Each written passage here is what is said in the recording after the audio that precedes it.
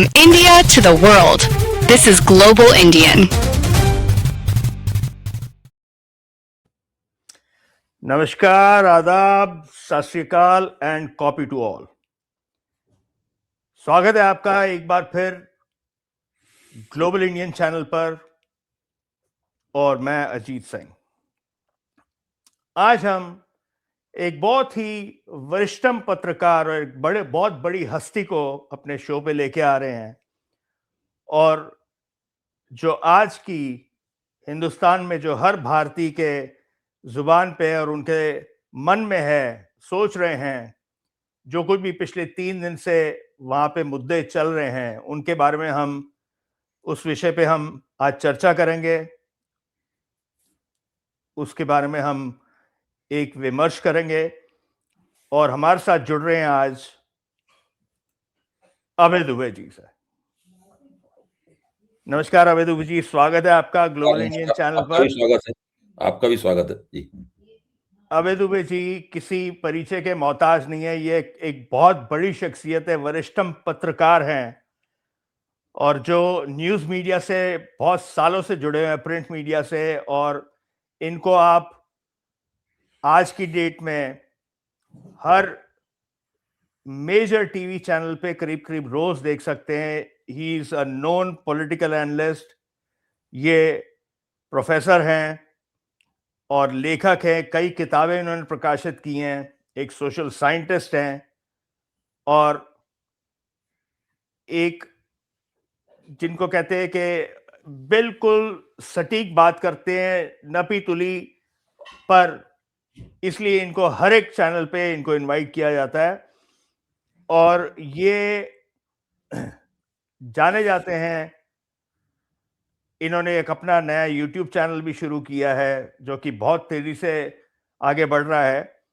तो अभय जी, आपका बहुत बहुत स्वागत है और शुक्रिया, हमारा सौभाग्य है कि आप हमारे साथ जुड़े हैं।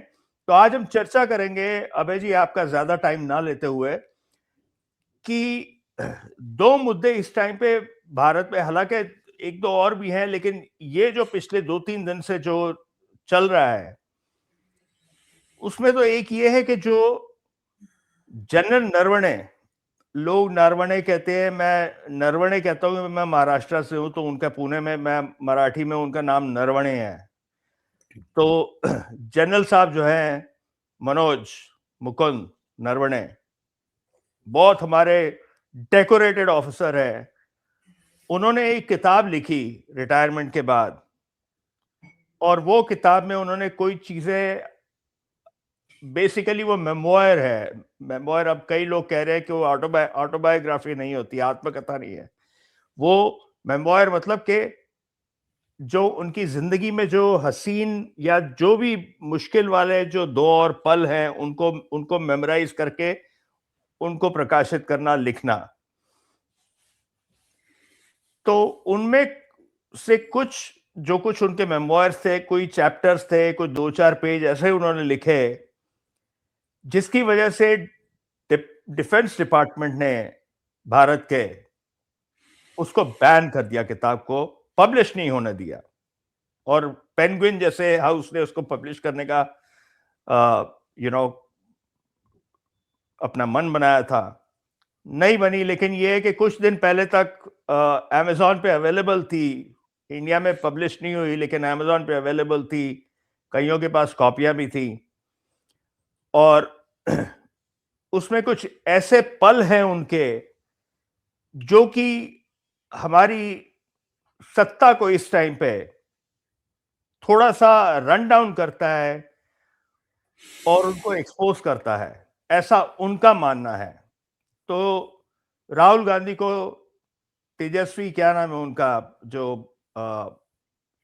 एक सांसद है, उन्होंने चैलेंज किया राष्ट्रवाद पर, तो उन्होंने इसका खुलासा किया। तो जैसे ही वो खड़े हुए तो उसको एकदम से सारी सत्ता पक्ष जो है, ट्रेजरी बेंच, खड़े होके उनको उसके एक लाइन के बाद अगला उनको शब्द बोलने नहीं दिया। और ये 2 दिन से विवाद चल रहा है। उन्होंने कहा कि ट्रेजरी बेंच जो बड़े बड़े इनके मेन नेता हैं उन्होंने कहा कि ये प्रकाशित नहीं हुआ तो आप ला नहीं सकते हैं। तो कल राहुल गांधी ने सुबह पार्लियामेंट में, संसद में, वो ओरिजिनल कॉपी ला के दिखा दी। कहते हैं कि आज मोदी जी आएंगे, मैं उनके हाथ में दूंगा। और कल मुझे इतना पता है कि मोदी जी का जो प्रेसिडेंशियल एड्रेस था उसको क्लोजिंग स्टेटमेंट उन्होंने देना था, लेकिन वो नहीं गए। तो अबे जी आप थोड़ी रोशनी डालिए कि ये बवाल ये किस तरह से नेशनल सिक्योरिटी मामले का है, या ये कन्नी काटनी है, या गवर्नमेंट की फेलियर है, या कटिंग कॉर्नर जिसको हम यहाँ इंग्लिश में कहते हैं कि भाई डिफेंस के मामलों में आप एक आर्मी ऑफिसर चीफ को एक न्यूक्लियर पावर के साथ लड़ने के लिए आप कहते हैं do what ever it deems fit, मतलब आपको जो ठीक लगता है कीजिए। क्या ये सही है या ये खामखा बवाल उठाया जा रहा है? जी अभी देखिए, पहली बात तो मेरी तरफ से भी बहुत बहुत शुक्रिया, आपने इतनी उदारता से मेरा परिचय दिया। मैं जहां तक हो सकता है एक विश्लेषणात्मक परिप्रेक्ष्य में अपनी बात कहने की कोशिश करता हूं। और आपने जो नया चैनल शुरू किया है ग्लोबल इंडियन, इसके लिए भी मैं आपको बधाई देता हूं। और मुझे पक्का यकीन है कि आप जिस तरीके से इसे आगे बढ़ाने के लिए कोशिश कर रहे हैं, आपकी कोशिश जरूर कामयाब होगी और मैं इन कोशिशों में आपके साथ हूं। देखिए, जहां तक इस सरकार का सवाल है और संसद में चल रहे विवाद का सवाल है, जनरल नरवणे की पुस्तक से संबंधित विवाद का सवाल है, मैं ये कहूंगा कि ये सरकार गलतियों के एक बहुत लंबे सिलसिले में फंस गई है और वो गलतियां पे गलतियां करती जा रही है। इस सरकार की, नरेंद्र मोदी की और भाजपा की शैली ये है कि वो हर चीज को मैनेज करने की कोशिश करती है, प्रबंधित करने की कोशिश करती है। संकट कोई आता है, तुरंत थोड़ा सा मैनेजमेंट करके पतली गली से निकल जाते हैं और उसके जो दूरगामी प्रभाव हैं उनकी तरफ ध्यान नहीं देते, क्योंकि उनकी बस के बाहर की बात है। अब आप देखिए, और गलतियां कितनी हैं, बहुत। इस बार तो जितनी गलती जल्दी जल्दी हुई है उस पर एक निगाह डाल लेना बेहतर होगा। सबसे पहले यूजीसी की जो इक्विटी नियमावली है उसके बारे में आप सोचिए। सरकार ने बिना अंदाजा लगाए हुए कि इसका उसके अपने जनाधार पर क्या असर हो सकता है, इक्विटी नियमावली को उन्होंने वहां पर लागू कर दिया 13 तारीख को। नतीजा क्या हुआ कि बीजेपी का जो कोर वोटर था वो इतना नाराज हुआ, प्रधानमंत्री की तस्वीरों का अपमान किया, गृह मंत्री का अपमान किया, ऐसी भद्दी भद्दी गालियां दी। ये लोग वो थे जो ढोल मजीरा लेके प्रधानमंत्री की तारीफें करते रहते थे। अच्छा, अब सुप्रीम कोर्ट में मामला फंसा हुआ है। अब देखिए, खत्म नहीं हुआ, मार्च में फिर सुप्रीम कोर्ट सुनेगा तो फिर कुछ ना कुछ होगा। पहले से ही शेड्यूल कास्ट और जो ओबीसी है वो भी शांतिपूर्ण तरीके से अपना आंदोलन कर रहा है। आंदोलन बंद नहीं हुआ है। जो ऊंची जातियां हैं, ब्राह्मण, बनिया, ठाकुर, भूमिहार और कायस्थ, ये सब लोग जो हैं उत्तर भारत के, मध्य भारत के, बिहार के, दिल्ली के, ये सब लोग नजर टिकाए हुए हैं कि सुप्रीम कोर्ट क्या गया, तो सरकार अभी भी इसमें फंसी हुई है। इसके बाद में आप देखिए संसद में इन्होंने क्या किया।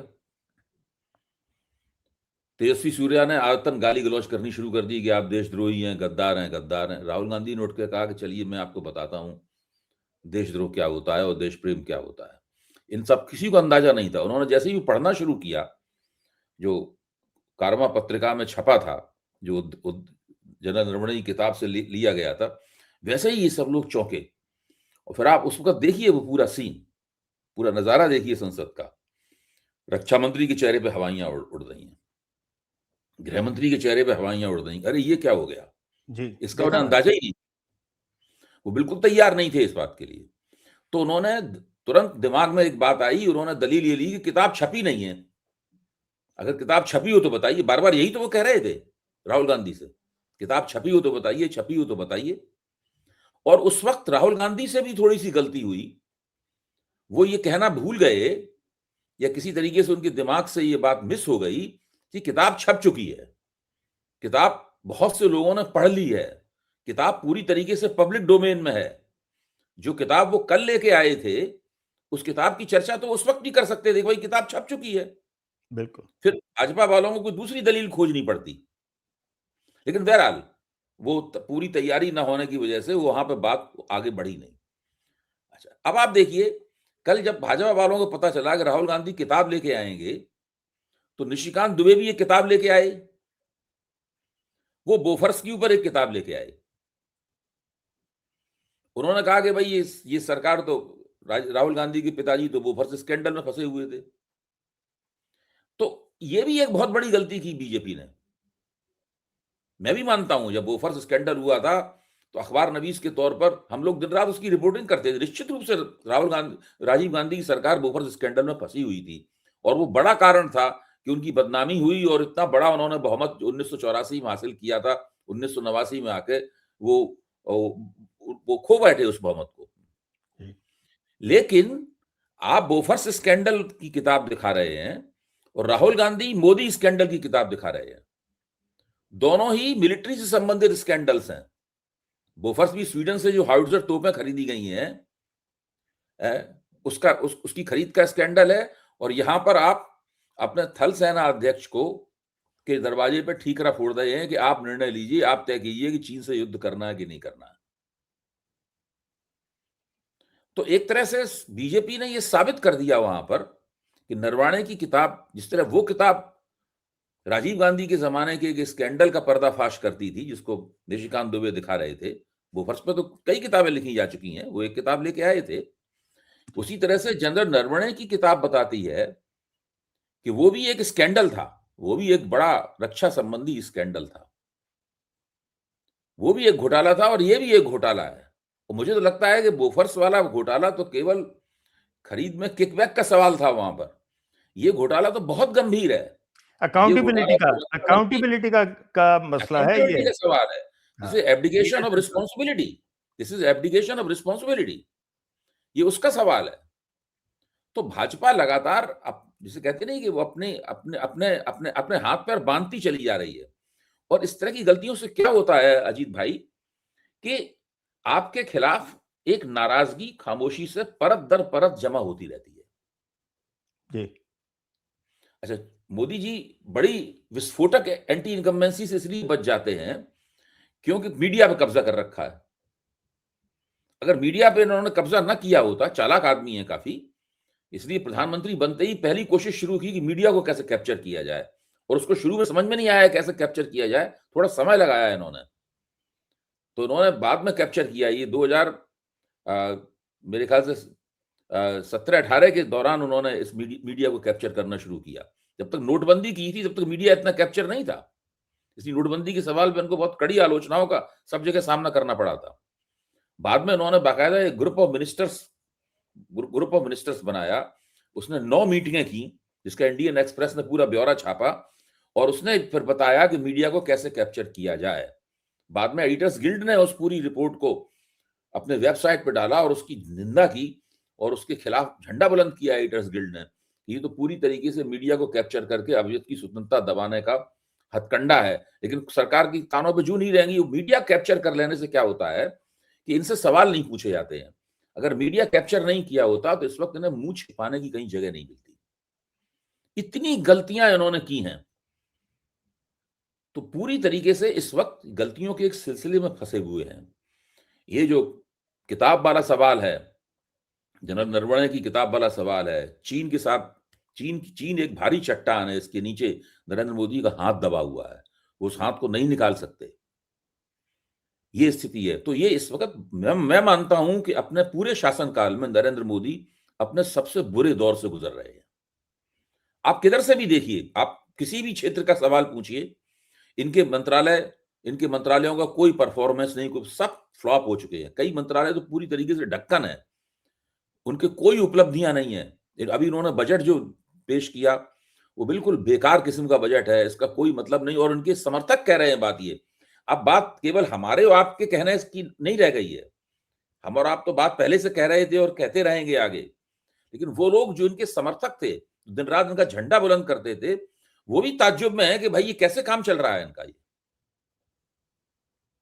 ये स्थिति है। अब बहुत से लोग जो चैनल चलाते थे इनके पक्ष में, वो नरेंद्र मोदी से सवाल पूछ रहे हैं अपने सोशल मीडिया चैनलों पे। इस तरह के हेडिंग बनाए जा रहे हैं कि मोदी जी संभल जाइए वरना समस्या हो जाएगी। पहले तो मोदी जी जो कहते थे वो भगवान की कही हुई बात होती थी। तो अब काफी स्थिति बदल रही है और इनके खिलाफ एंटी इनकम्बेंसी परत दर परत जमा होती जा रही है। बस ये है कि उसको देखने की बात है, डिकोड करने की बात है। लेकिन ये जो अंधभक्त हैं ये तो कम नहीं हो रहे हैं, ये तो मतलब कि अभी भी चैलेंज कर रहे हैं कि हमको ये कोई फर्क नहीं पड़ता, हमने मोदी जी नहीं, ने अजीत ये भाई कर दिया वो। है क्या कि एक 15 से 20% की एक कट्टर समर्थक पब्लिक है जो धीरे धीरे राम जन्मभूमि पहले शुरू से थी, राम जन्मभूमि आंदोलन से धीरे धीरे करके बढ़ती रही है। हम्म, आपको याद होगा जब 1984 में 2 सीटें रह गई थी भारतीय जनता पार्टी की, जी, तो भाजपा ने एक केएल शर्मा कमेटी बनाई थी, हम्म, कृष्णलाल शर्मा कमेटी बनाई थी हार की जांच करने के लिए। उस कमेटी ने उस कमेटी ने जो अपना विश्लेषण किया और बताया कि हार के क्या कारण हैं और इस हार से हमें क्या सबक सीखना चाहिए, तो उस कमेटी ने ये कहा था कि राष्ट्रीय स्तर पर हमको 4-4.5% वोट मिला है। इसका मतलब ये है कि हमारा अपना वोट जो है वो इंटैक्ट है, हमारा अपना वोट हमें मिल रहा है, इसलिए हमें नाराज नहीं होना चाहिए, हमें इस वोट में और जोड़ना चाहिए। इसलिए अटल बिहारी को अध्यक्ष पद से हटाओ, अडवाणी को अध्यक्ष बनाओ, गोरक्षा वगैरह ये सब मुद्दे दोबारा लाओ जो हमने बैक बर्नर पर डाल दिए थे, और इनके फिर से बिल्डअप करना शुरू करो भाजपा को। वही बीजेपी ने किया। तो उस वक्त भाजपा का जो कट्टर कोर समर्थक था, कुछ भी हो जाए उसे भाजपा को वोट देना ही देना है, हारे चाहे जीते, वो 4 से 5% के करीब था। फिर धीरे धीरे 89 में भाजपा ने चुनाव लड़ा, फिर 90 में राम जन्मभूमि आंदोलन शुरू हुआ, उसकी वजह से वो धीरे धीरे कोर जो था वो बढ़ता चला गया। उसकी बढ़ने की रफ्तार बहुत धीमी रही, लेकिन वो लगातार बढ़ता गया। उसमें जो गैर भाजपा पार्टियां थी उनकी गलतियां भी थी, वो लगातार वो लोग सत्ता में थे, भ्रष्टाचार बहुत कर रहे थे, उनकी भी साख गिर रही थी।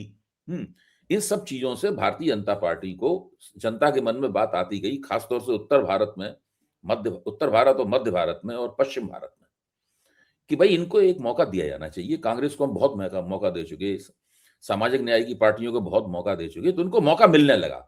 पहले अटल बिहारी वाजपेयी को मौका मिला, फिर बाद में 10 साल बाद, उसमें भी 10 साल का गैप है। आप देखिए, जनता ने बहुत देर बाद उनको मौका दिया है। लोग उत्तर प्रदेश की जनता के बारे में बहुत बातें करते हैं। उत्तर प्रदेश में देखिए, बाबरी मस्जिद टूटने के बाद में बहुत लंबे अरसे तक बीजेपी के वोट गिरते रहे, गिर के 20% से नीचे आ गए थे। इसलिए आप जनता को लाना नहीं दे सकते भाई। उस बीच में लोगों ने अखिलेश यादव की सरकार बनाई पूर्ण बहुमत की, मायावती की सरकार बनाई पूर्ण बहुमत की, बिल्कुल। बीजेपी का तो ग्राफ लगातार नीचे गिर रहा था। अगर इन सरकारों ने ठीक से परफॉर्म किया होता तो कभी इनकी वापसी नहीं होती।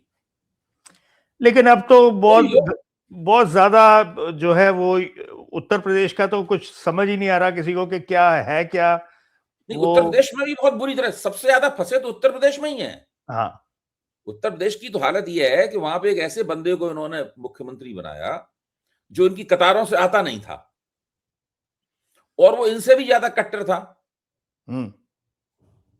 और वो भगवा वस्त्र भी पहनता है। देखिए, जो गोरख पीठ है उसकी प्रतिष्ठा बहुत है इतिहास में। अगर आप देखें, गुरु गोरखनाथ का जो काम है भारतीय समाज के लिए वो बहुत अभूतपूर्व है, उसकी प्रतिष्ठा बहुत है, और उसमें कमजोर जातियों के लोग उसके साथ बहुत जुड़े हुए हैं, गोरखपीठ के साथ में। और गोरखपीठ पर ब्राह्मणों का कब्जा भी नहीं है। गोरखपीठ परंपरागत रूप से राजपूतों की पीठ रही है, राजपूती उसके महंत होते रहे हैं।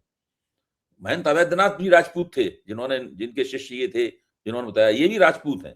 तो वो राजपूतों की पीठ एक खास तरह की पीठ है। वो अजय बिष्ट जी, हाँ, अजय सिंह बिष्ट इनका नाम है। तो ये एक खास तरह की पीठ है। ऐसी पीठें आमतौर पे नहीं होती हैं, लेकिन उसका बहुत महत्व है सारे देश, और इसके अनुयायी पूरे देश में फैले हुए हैं। इसीलिए योगी आदित्यनाथ को सब जगह भाषण देने के लिए भेजा जाता है। योगी आदित्यनाथ को भाषण देने के लिए भेजा जाता है। आप महाराष्ट्र में भी उसके आपको नाथपंथी मिल जाएंगे। जो हिंदू समाज में जो कनफड़ा योगी की जो छवि है, इन लोगों के कानों में इस तरह से कुंडल पहनाए जाते हैं, कनफड़ा योगी बोलते हैं। हाँ, जो कनफड़ा योगी की जो कनफड़ा योगी की छवि जो है ना, जी। वो बहुत उसके ऊपर कितना तो सोशल साइंस में काम हुआ है मैं ही जानता हूं, बहुत जबरदस्त काम हुआ है सोशल साइंस में। हिंदी का प्रचार प्रसार जो सारे देश में हुआ है वो भी नाथों और सिद्धों द्वारा किया गया। ये लोग यात्राएं करते थे, लंबे हिंदी बोल इसी इलाके से आए थे, हिंदी के इलाके से, तो हाँ, सब हिंदू जगह वाहिनी उनकी एक कराते थे। एक ग्रुप है हिंदू वाहिनी हाँ, के, पता नहीं हाँ, क्या नाम है शायद। बहुत बहुत प्रसार है इनका। तो इस योगी आदित्यनाथ को इस बात का फायदा है, और वहां पे योगी आदित्यनाथ इनकी बात मानते नहीं है बिल्कुल।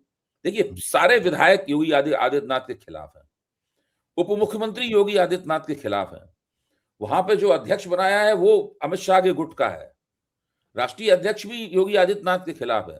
वो शायद इस सब कुर्मी मिट्टी है। को हटा नहीं पा रहे वो हैं। वो तो वहां कुर्मी फंसा है। हुआ है मामला बहुत। जी वो शायद कुर्मी है जो नया अध्यक्ष बनाया है बीजेपी ने। हाँ हाँ हाँ हाँ, कुर्मी। तो ये ठीक है, स्वतंत्र चलो। देव सिंह को बनाना चाहते थे, ये हाँ, स्वतंत्र देव सिंह को बनाना चाहते थे अध्यक्ष। हाँ, तो हाँ। स्वतंत्र देव सिंह अकेले ऐसे नेता थे, जब लोकसभा चुनाव में हार गए और वहां पर इनके खिलाफ यूपी बीजेपी ने जांच करनी शुरू कर दी, तो वो अकेला बंदा था जो योगी आदित्यनाथ के साथ खड़ा रहा। सबसे विश्वस्त आदमी वही है वो।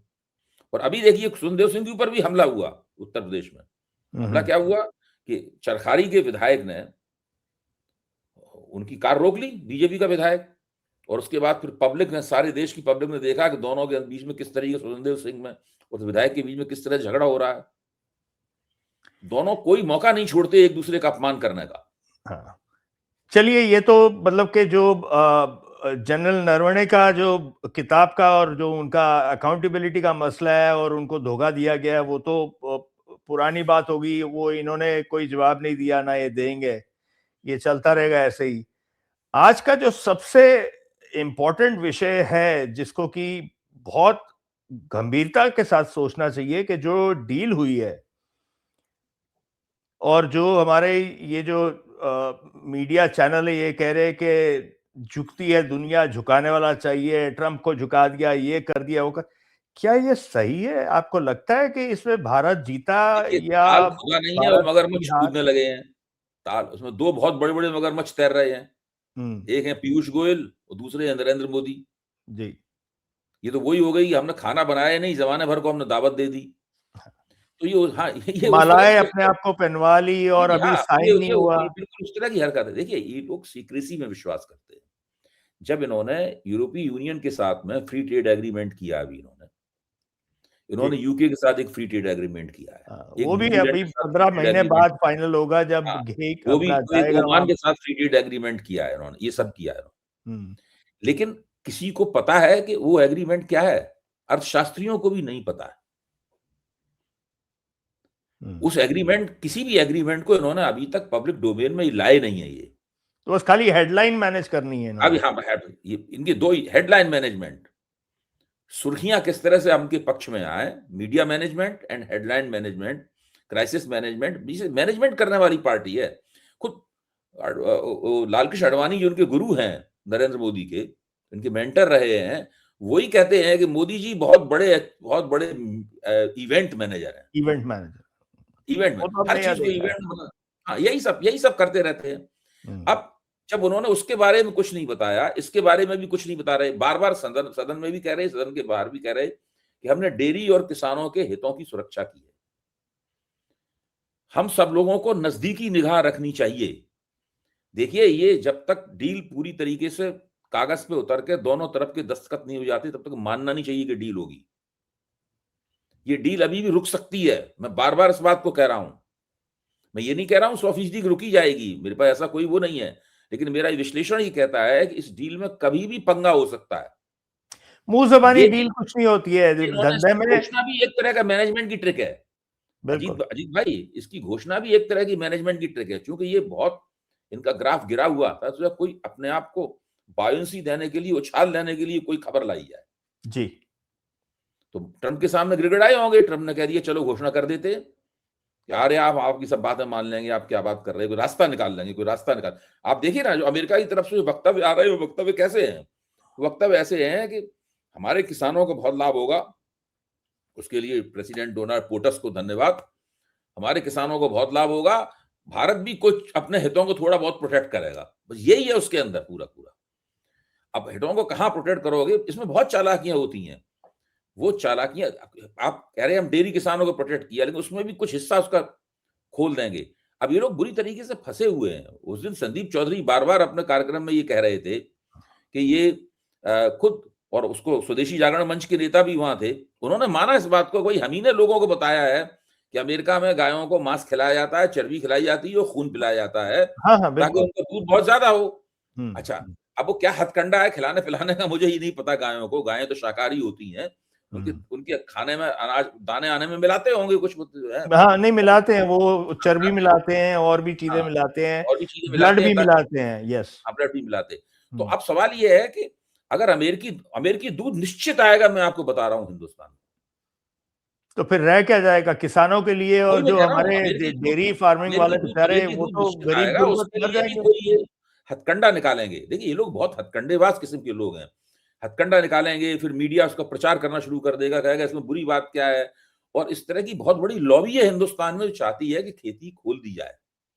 अब आज का आप टाइम्स ऑफ इंडिया का संपादकीय पढ़ लीजिए, आज ही का, वो तो साफ इस बात का अफसोस ही व्यक्त कर रहा है कि भाई हम हमारे डेयरी किसान इतने मजबूत क्यों नहीं है कि वो फॉरेन कंपटीशन का मुकाबला कर सकें। हमारे हमारे फार्मर्स इतने मजबूत क्यों नहीं है कि वो फॉरेन कंपटीशन का मुकाबला कर सकें। ऐसी बातें ये लोग ऑलरेडी पहले से होने लगी हैं यहाँ पे।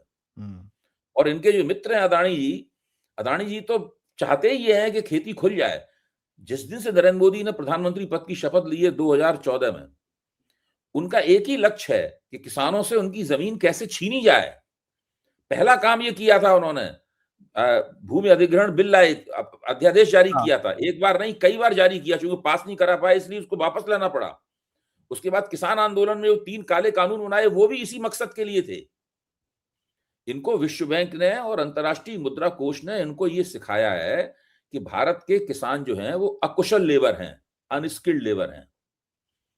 उनसे जमीन ले लेनी चाहिए। भारत की जमीन जो है वो अनस्किल्ड लेबर के हाथों में है, अनस्किल्ड हाथों में है। उनसे जमीन लेकर अदानी साहब के या अंबानी साहब के स्किल्ड हाथों में दी जानी चाहिए और उनको शहरों में पुश करना चाहिए। उस आबादी को एक पूरा लक्ष्य है कि हर साल इतने करोड़ लोग शहरों में पुश किए जाएं। उसी के लिए स्किल मिनिस्ट्री बनाई गई थी, जिसको मोदी जी अपने गुजराती उच्चारण में स्किल मिनिस्ट्री कहते हैं। स्किल। हाँ, तो स्किल मिनिस्ट्री उसी के, और स्किल मिनिस्ट्री बहुत बड़ा अपने आप में स्कैंडल है। 10,000 करोड़ रुपए का उसमें घोटाला हो चुका है। ये कैग की सीएजी की रिपोर्ट है। 1 करोड़ उसके अंदर नाम ऐसे हैं जिनके फोन नंबर ईमेल एक ही हैं। 1 करोड़ स्किल मिनिस्ट्री के लाभार्थी ऐसे हैं जिसके फोन नंबर और ईमेल एक ही है, बिल्कुल समान है। और उस पूरे घोटाले पे भी कोई चर्चा नहीं हो रही। इससे बड़ा कोई घोटाला नहीं हुआ है कहीं भी। लेकिन एग्रीकल्चर को खत्म कर देंगे, जो 50% से ज्यादा जो इनका मतलब कि इकोनॉमी जो है एग्रीकल्चर पे है, उसमें से 82,000 करोड़ लोगों को आप जो उगता है अनाज 5-5 किलो दे के, तो ये क्या खाली इंपोर्ट से चलेंगे? तो किसान है वो कहाँ जाएंगे बेचारे? विदर्भ में आज की डेट में 20-20 आप पूरा डेटा 22-22 देख लोग लीजिए, रोज जब से इन्होंने आत्महत्या कर रहे हैं। आप पूरा डेटा देख लीजिए, जब से इन्होंने मेक इन इंडिया घोषित किया है, उसके बाद से भारत का इंपोर्ट दूना हो गया है। हर साल भारत का इंपोर्ट दूना होता है, जबकि मेक इन इंडिया का काम ही ये था कि भारत में आप माल बनाएंगे और इंपोर्ट नहीं करना पड़ेगा, इंपोर्ट सब्स्टिट्यूशन करेंगे आप। मेक इन इंडिया काम तो यही था। मेक इन इंडिया पूरी जगह ढक्कन साबित हुआ, कुछ नहीं हुआ। मेक इन इंडिया से कोई भी लाभ नहीं हुआ इनको जी। तो इनके अगर आप एक एक करके विभिन्न मंत्रालयों का अगर आप परफॉर्मेंस देखें तो आप पाएंगे कि इनका परफॉर्मेंस बिल्कुल जीरो है हर मामले में। ये सिर्फ हेडलाइन मैनेजमेंट करके चल रहे हैं और लोगों के सामने टुकड़े फेंक के चल रहे हैं। भाई बिहार चुनाव कैसे जीता आपने? बिहार में इतनी गरीबी है कि 90 से 95% जो महिलाएं हैं, उन महिलाओं ने जीवन में 10,000 रुपए एक साथ देखे नहीं है। जब उनको आप 10,000 रुपए दे देंगे तो क्या होगा? हर जगह यही है। अब असम में दिए जा रहे हैं, सब जगह इसी तरीके से जीत रहे हैं। और इस तरह की जीतें जो हैं, ठीक है आप फौरी तौर पे जीत जाते हैं, लेकिन इस तरह से आप अपना एक बहुत ही भीषण और भयानक अंत की भूमिका तैयार कर रहे हैं। मैं हमेशा कहता हूं कि एक दिन ऐसा आएगा जब भाजपा वाले सड़क पर निकलेंगे, लोग अपनी बालकनी में खड़े होकर इन लोगों के ऊपर थूकेंगे। हल क्या है? इस बुरी हालत में पहुंचा देंगे इस मुल्क को वही लोग जो जिनको ये टुकड़े फेंक रहे हैं कि आप फ्री अनाज ले लीजिए, 10,000 रुपए ले लीजिए, 2,000 रुपए ले लीजिए, 5,000 रुपए ले लीजिए। वही इनका विरोध करेंगे, वही इनकी कब्र खोदेंगे वो लोग। चले देखते हैं क्या होता है। इस टाइम और पे तो इसकी बड़े शुरू इंटरेस्टिंग और इसकी टाइम्स है और डिफिकल्ट टाइम्स शुरुआत भी हैं। भाई दिखाई देने लगी है। हम लोग अभी एक दिन चर्चा करेंगे। देखिए, जब जैसे-जैसे लोकसभा चुनाव नजदीक आता है, एंटी इनकम्बेंसी अपने आप को व्यक्त करते हुए दिखती है, तरह-तरह की आवाजों में। ये हमारा काम है कि हम उन आवाजों को पहचानें। ये हमारा काम है कि उन आवाजों को हम डेटा में तब्दील करें और लोगों के सामने रखें। हमारे बहुत से मित्र हैं, ये काम करते हैं और ये गंभीर काम है, मेहनत का काम है, लेकिन इसके करने से ही हमें पता चलता है कि हमारे मतदाता की मतदान प्राथमिकता किस तरीके से बदल रही है। जी। चले, समय पूरा हो गया है और बहुत-बहुत धन्यवाद आपका। बहुत-बहुत आपका आभार कि आप आए हैं। और ये शो जो है हमने इसका नाम रखा है कि सटीक संवाद विद अभय दुबे जी। ठीक है, तो बहुत-बहुत धन्यवाद। बहुत-बहुत धन्यवाद एंड बहुत थैंक अच्छा यू सो लगा मच। आपसे बात करके। थैंक यू बहुत जी। अच्छा लगा आपसे। फिर दोबारा संपर्क होगा, ज़रूर, करेंगे ज़रूर। हम। जो विश्लेषण जिन चीजों का बहुत जरूरी है वो बिल्कुल। आपके जैसे विख्यात और प्रबुद्ध पत्रकार ही लेके आ सकते हैं, हमारे को ज्ञानवर्धन कर सकते हैं। Thank you so much. Thank you sir. धन्यवाद, थैंक यू। धन्यवाद। धन्यवाद।